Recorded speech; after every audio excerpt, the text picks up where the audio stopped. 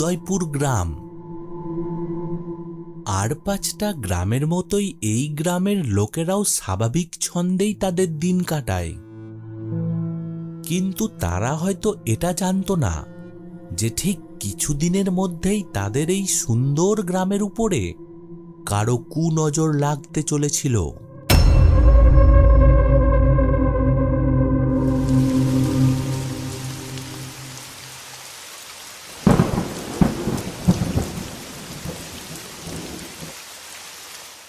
মা, আমি আজ রাতে মাঠে মাছ ধরতে যাব।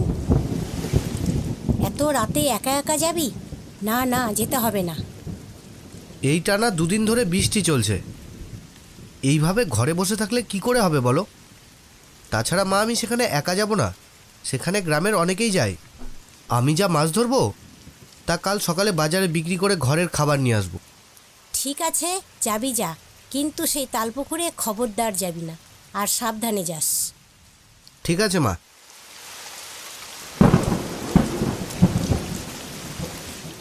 এ হলো গোপাল হালদার, পেশায় একজন জেলে। তার বাবা মারা যাওয়ার পর থেকে গোপালই তার সংসারের সকল দায় দায়িত্ব নিজের কাঁধেই তুলে নিয়েছে। সে রোজ ওই পুকুর, নদী, খাল, বিলে গিয়ে মাছ ধরে সেগুলো বাজারে বিক্রি করে যেটুকু উপার্জন করতে পারে তা দিয়েই তাদের কোনো মতো দিন কেটে যায়। কিন্তু এই 2 দিন ধরে বৃষ্টির জন্যে গোপাল কোথাও যেতে পারেনি, তাই তাদের ঘরে খাওয়ারও তেমন কিছু নেই। তাই গোপাল এক প্রকারের বাধ্য হয়েই আজ রাত্রে মাছ ধরতে বেরিয়েছে। বৃষ্টি তখনও পড়ছে, মাঝে মাঝে বিদ্যুতের আলোতে চারিদিক ভরে উঠছে। চলতে চলতে কিছুক্ষণ পর সে মাঠে এসে পৌঁছয়। সে এবার মাছ ধরতে শুরু করে। বেশ কিছুক্ষণ ধরে গোপাল বেশ কয়েকটা মাছ ধরে ফেলে, তবে এখানে খুব বেশি মাছ নেই। এমন সময় হঠাৎ করে গোপালের পেছন থেকে কেউ বলে উঠল, কিরে গোপাল, তুইও এসেছিস মাছ ধরতে? হ্যাঁ, তুই কখন এলি? অনেকক্ষণ হলো, তবে এদিকে বেশি মাছ নেই। তুই কিছু পেয়েছিস? না, বেশি পাইনি, তবে কিছু পেয়েছি। শুনেছি ওই তাল পুকুরে নাকি অনেক বড় বড় মাছ আছে। চল, যাবি নাকি? না না, আমি যাব না। কেন? চল না, দুজনে মিলে যাব, কিছুক্ষণ থেকেই চলে আসবো। না না, আমি কোথাও যাব না, আমায় তাড়াতাড়ি বাড়ি ফিরতে হবে। এই বলে সে অন্যদিকে চলে এলো। গোপাল পুনরায় মাছ ধরতে শুরু করলো।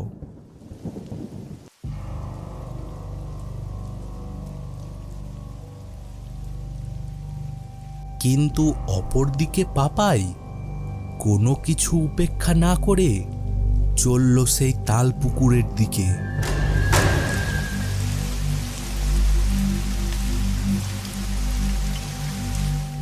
চলতে চলতে সে তাল পুকুরের কাছে এসে যখন পৌঁছয়, তখন বৃষ্টির বেগ প্রচণ্ড বেড়ে যায়।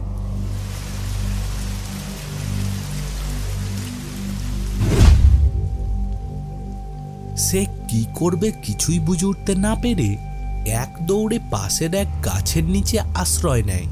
কিন্তু কেন জানি না তার মনে একটু ভয় হতে লাগে। সে ভয়ে ভয়ে উপরে তাকায় এবং দেখে সে ঠিক সেই গাছের নিচেই দাঁড়িয়ে আছে। সঙ্গে সঙ্গে সে নিচের দিকে তাকিয়ে যা দেখে তাতে সে ভয়ে কাঁপতে থাকে।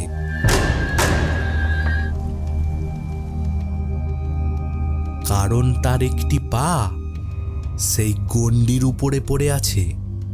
সে ভয়ে সাথে সাথে তার পা সরিয়ে নেয়, আর যার কারণে সেই গণ্ডিটা কিছুটা মুছে যায়।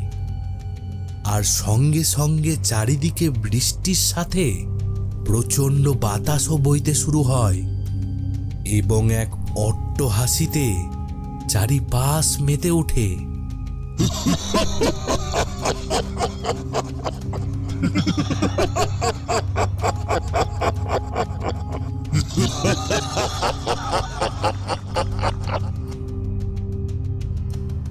সে ভয়ে কি করবে কিছুই বুঝে উঠতে না পেরে কাঁপতে থাকে।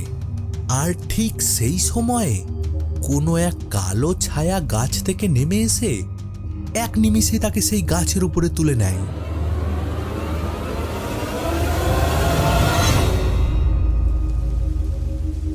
আর এই সব ঘটনা গ্রামের কোনো লোকেই জানতে পায় না।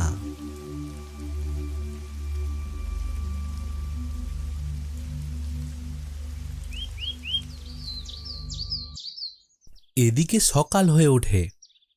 গোপাল কাল রাত্রে ধরা সব মাছ বাজারে বিক্রি করে শাকসবজি কিনে বাড়ির উদ্দেশ্যে রওনা দেয়। পথে চলতে চলতে ঠিক যখন সে পাপাইয়ের বাড়ির সামনে, তখন সে ভাবল, যাই একটু পাপাইকে ডাক দিই, শুনি কাল রাতে সে কেমন মাছ পেয়েছে। এই ভেবে সে তার বাড়িতে আসে। পাপাই, পাপাই আছিস? গোপালের ডাক শুনে তার বাবা বাইরে আসে। তার মুখে এক দুঃখের ছায়া। সে একেবারে সামনে এসে দাঁড়ায়। পাপাই কই গেছে কাকু? পাপাই সে কোথায় গেছে তার কোনো খোঁজ আমরা পাচ্ছি না। তবে কাল রাতে? কাল রাতে? কি কাল রাতে? না মানে আমি কাল রাতে মাঠে মাছ ধরতে গিয়েছিলাম, তখনই তার সাথে দেখা হয়েছিল, কথাও বলেছিলাম। তারপরে যে সে কোন দিকে চলে গেল তার ঠিক আমার মনে নেই। সে কাল রাত্রে বৃষ্টির মধ্যে মাছ ধরতে গিয়েছিল, কিন্তু সকাল হয়ে যাওয়ার পরও সে বাড়ি ফেরেনি। আমি আর গ্রামের কিছু লোক অনেক খুঁজেছি, তবে তার কোনো খোঁজ আমরা পাইনি। কোথায় যে গেল ছেলেটা আমার। এসব কথা শুনে গোপাল চমকে উঠল। থামুন কাকু থামুন, আমরা তো আছি, একদম চিন্তা করবেন না। আমরাও তো আপনার ছেলেরই মতো, আমরা তাকে খুঁজে বের করব। আচ্ছা আমি এখন আসি, আবার পরে আসব। এ বলে গোপাল সেখান থেকে বেরিয়ে পড়ল। কিন্তু সে প্রচণ্ড ভয় পেল, কারণ কাল রাত্রে পাপাইকে সে সেই তাল পুকুরের দিকে যেতে দেখেছিল। আর এর জন্যই তার মনে উল্টোপাল্টা চিন্তা ভাবনা আসতে থাকলো। সে বাড়ি পৌঁছিয়ে শুয়ে পড়ে, কারণ তার শরীরটা খুব ভালো লাগছিল না।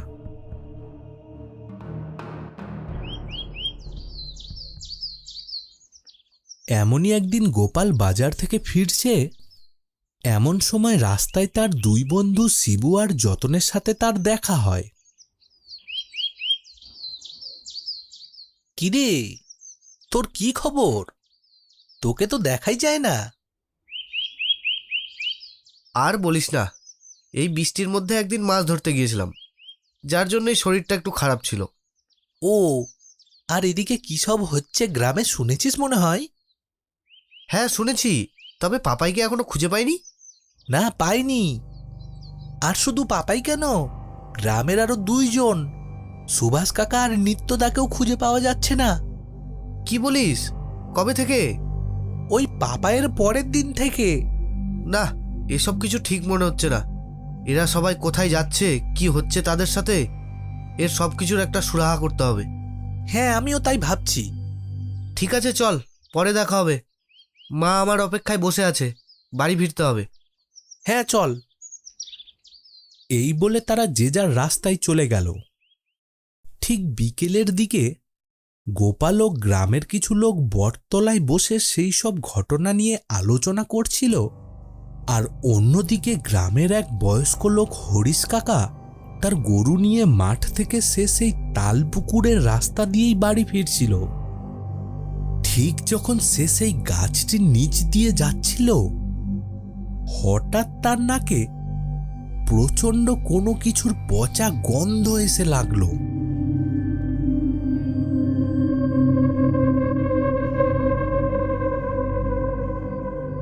সে সেখানে দাঁড়িয়ে আশপাশটা ভালো করে দেখল, কিন্তু কোথাও কিছুই ছিল না। আর তারপরে সেই উপরের দিকে তাকাতেই দেখতে পায় সেই গাছের ডালে তিনটে মৃতদেহ ঝুলছে। আর সেই দেহগুলো অন্য কারো না, তাদের গ্রামেরই নিখোঁজ হয়ে যাওয়া লোকেদের দেহ। তারপরে সে সেই গাছের নিচে গণ্ডিটির দিকে তাকায় এবং দেখে সেই গণ্ডিটিও কেউ মুছে দিয়েছে। এই দেখে সে ভয়ে গরু ছেড়ে সেখান থেকে এক দৌড়ে পালিয়ে সেই বটতলায় গিয়ে উপস্থিত হয়। গোপাল তাকে দেখে বলে, কি হলো কাকা, এত হাঁপাচ্ছেন কেন? আমি গরু নিয়ে তাল পুকুরের রাস্তা দিয়ে বাড়ি আসছিলাম। ঠিক যখন আমি সেই গাছের পাশ দিয়ে যাচ্ছি, তখন হঠাৎ আমার নাকে কোনো কিছুর পচা গন্ধ এসে লাগে। আমি সেখানে দাঁড়িয়ে দেখলাম সেই ভুতুরে গাছটার ডালে পাপাই, সুভাষ আর নিত্য এদের 3 জনের মৃতদেহ ঝুলছে। আর নিচের দিকে তাকিয়ে দেখলাম সেই গণ্ডিটিও কেউ মুছে দিয়েছে। এসব শুনে ওখানকার সবাই অবাক হয়ে পড়ল। সেই মেছোভূত আবার মুক্তি পেয়েছে। যদি এসব থেকে বাঁচতে চাও তবে এক্ষুনি নিবারণ ওঝার কাছে চলো সবাই। হ্যাঁ, সে না হয় যাব, তবে তার আগে আমাদের সত্যিটা নিজের চোখে দেখতে হবে। মানে কি বলতে চাইছো? আজ আমরা সবাই সেখানে যাব আর লুকিয়ে থাকব, দেখব আসলে সেখানে কিছু আছে না নেই। তারপর না হয় নিবারণ ওঝার কাছে যাব। দেখো, বাকিদের মতো আমার কোনো ইচ্ছে নেই নিজের ইচ্ছেই প্রাণ হারানোর। বাকি তোমাদের ইচ্ছে। আপনাদের কাউকে যেতে হবে না, আমি আর শিবুই সেখানে যাব, আর আপনারা এখানেই আমাদের জন্য অপেক্ষা করবেন। আমরা ফিরে আসব, তারপরেই যা করার করব। ঠিক আছে। এই বলে শিবু আর গোপাল সেখান থেকে উঠে তাল পুকুরের উদ্দেশ্যে রওনা হয়। কিছুক্ষণ পর তারা সেখানে পৌঁছে দুজনেই দুটি গাছের নিচে লুকিয়ে পড়ে। ধীরে ধীরে সন্ধ্যা নেমে আসে, চারিপাশে অন্ধকার হয়ে যায়, কিন্তু এখনো তারা এমন কিছুই দেখতে পায়নি। গোপাল, এই গোপাল, কি হলো? কই? কোথাও তো কিচ্ছু দেখছি না। আর কতক্ষণ দাঁড়িয়ে থাকবি? থাম না, আর একটু চুপ করে দাঁড়া। শিবু চুপ করে দাঁড়িয়ে থাকলো। কিছুক্ষণ পর হঠাৎ তারা দুজনেই লক্ষ্য করল কোনো এক ছায়া এসে সেই পুকুর পাড়ে বসলো। তারা ভালো করে লক্ষ্য করতে দেখল এক অশরীরী সেখানে বসে বসে তার একটি হাত দিয়ে সেই পুকুর থেকে কাঁচা মাছ ধরে ধরে খাচ্ছে। এ দেখে তারা প্রচণ্ড ভয় পেল। হঠাৎ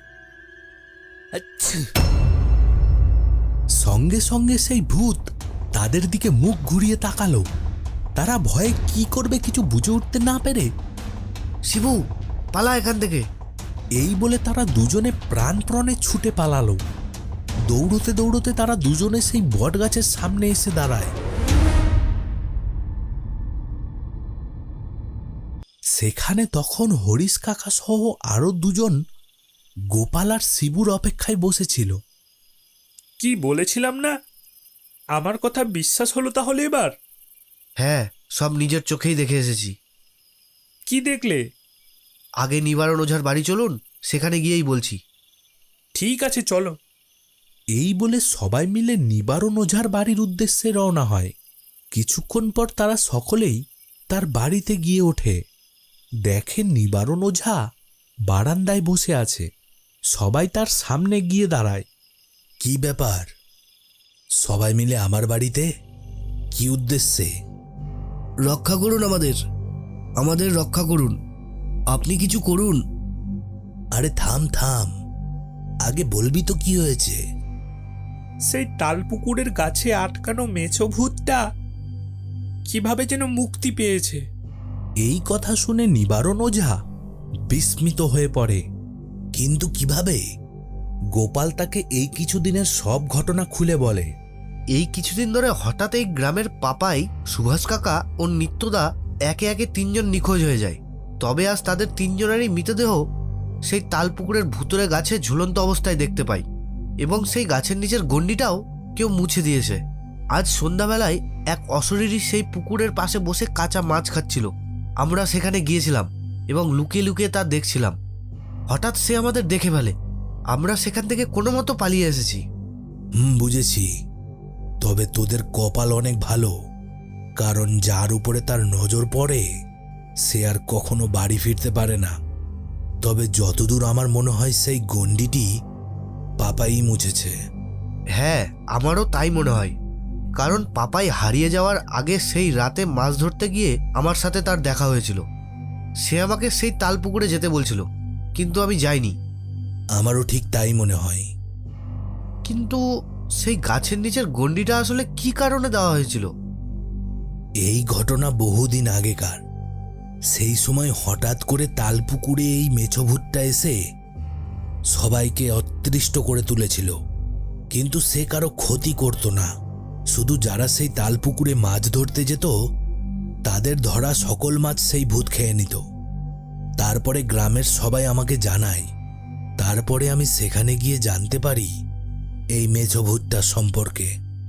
তখন আমরা সবাই মিলে এই ভূতকে ওই গাছের চারিদিকে গণ্ডি কেটে বন্দি করে দিই। কিন্তু সেই ভূত তো এতটা রাগী ছিল না। হয়তো তাকে বন্দি করে রাখার জন্যই এখন এতটা রাগী হয়ে উঠেছে। তবে যা পরিস্থিতি, তাকে না আটকালে সে তো এক এক করে সবাইকে শেষ করে দেবে।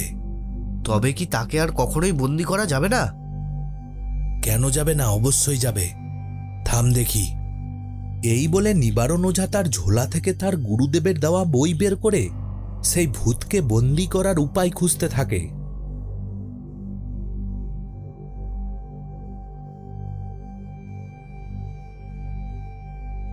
হ্যাঁ, পেয়েছি। কি উপায়? এর জন্য একটা কলস লাগবে, আর সেই কলসের চারিপাশে সিঁদুর মাখিয়ে দিতে হবে, আর এক কালো সুতো দিয়ে তাকে পেঁচিয়ে দিতে হবে। আর লাগবে তার একটি প্রিয় খাবার, মাছ। কোনো মতো ওই ভূতকে এই পাত্রে একবার প্রবেশ করাতে পারলেই ব্যাস কাজ হয়ে যাবে। কিন্তু যা করার তা আজ রাতেই করতে হবে। ঠিক আছে, চলুন তবে। না, এখন না। আজ মধ্যরাত্রে অমাবস্যা লাগবে, আর এটাই তার মোক্ষম সময়। তোরা সব জিনিসপত্র নিয়ে বটগাছের কাছে তৈরি থাকবি। আমি ঠিক সময় চলে আসব। ঠিক আছে। যা, তোরা এখন যা। এই বলে সবাই সেখান থেকে বেরিয়ে পড়ল।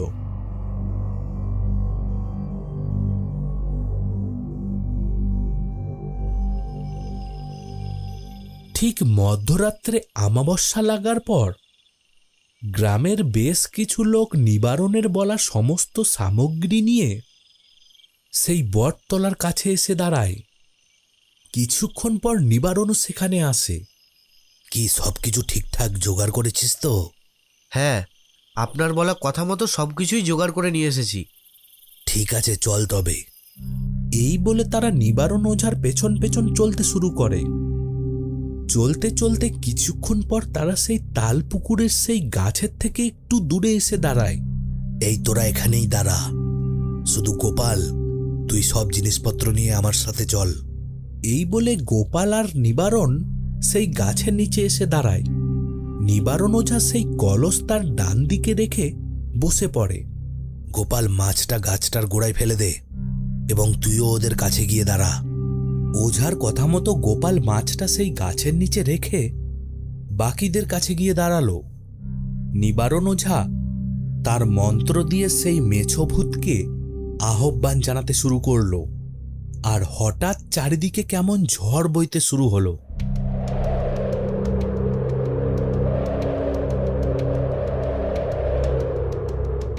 কিরে, আয়, তোর প্রিয় খাবার নিয়ে এসেছি। আয় তাড়াতাড়ি, তাড়াতাড়ি আয়। হঠাৎ সেই ঝড়ের মধ্যে ফুটে উঠল সেই মেছভূতের রূপ। গ্রামের লোকেরা তাকে দেখে থরথর করে কাঁপতে থাকলো। মেছভূত এসে সোজা সেই গাছের নিচে রাখা মাছটার উপরে হামলে পড়ল। সে সেটাকে খেয়ে নিয়ে নিবারণের দিকে ফিরল। কই দে, আরো মাছ দে, আমার এতে কিছুই হয়নি। দে দে দে, আর যদি না দিস তবে তোরও অবস্থা বাকিদের মতোই হবে। কই দে দে। থাম থাম, অত তারা কিসের? আগে বল, তুই ওদেরকে কেন মেরেছিস? তোরা আমায় এতদিন বন্দি করে রেখেছিলি, আর সেই দিন সেই ছেলেটা এসে আমায় মুক্তি করে, কিন্তু সে আমার জন্য কোনো মাছ নিয়ে আসেনি। আমি এতদিন ধরে না খেয়েছিলাম, তাই আমি তাকে শেষ করে ফেলেছি। আর বাকিরা? বাকিদের কেন মেরেছিস? বাকিরাও ঠিক এইভাবেই আমার এখানে এসেছিল, কিন্তু তারাও কোনো মাছ নিয়ে আসেনি, তাই তাদেরকেও আমি শেষ করে ফেলেছি। দেখ, আমি খুব ক্ষুধার্ত, তাড়াতাড়ি আমার খাবার দে। এই নে, খেয়ে নে। কোথায় কোথায় আমার মাছ, কোথায়? এই যে এই কলসের ভিতরই আছে। এর মধ্যে অনেক মাছ এনেছি তোর জন্য। আয়, প্রবেশ কর এর মধ্যে। হ্যাঁ আসছি আসছি, হ্যাঁ আসছি।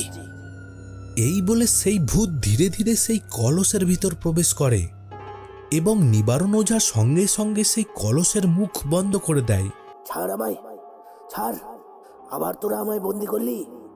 ছাড়বো না, কাউকে ছাড়বো না। আমি আবার আসবো, আবার আসবো আমি। আয়, তোরা কাছে আয়। গ্রামবাসীরা সবাই চুপ করে দাঁড়িয়ে দাঁড়িয়ে দেখছিল। তারা সবাই নিবারণের কাছে এসে দাঁড়ায়। এই নে, এই কলসটিকে এই গাছের নিচে মাটিতে গেড়ে দে। নিবারণের কথা মতো তারা সেই কলসটিকে মাটিতে গেড়ে দেয়। নে, তোদের আর কাউকে ভয় পেতে হবে না। সেই মেছো ভূত আবার চিরকালের জন্য বন্দী। চল, এবার সবাই ঘরে ফিরে চল। এই বলে সেখান থেকে সবাই যে যার ঘরে ফিরে যায়।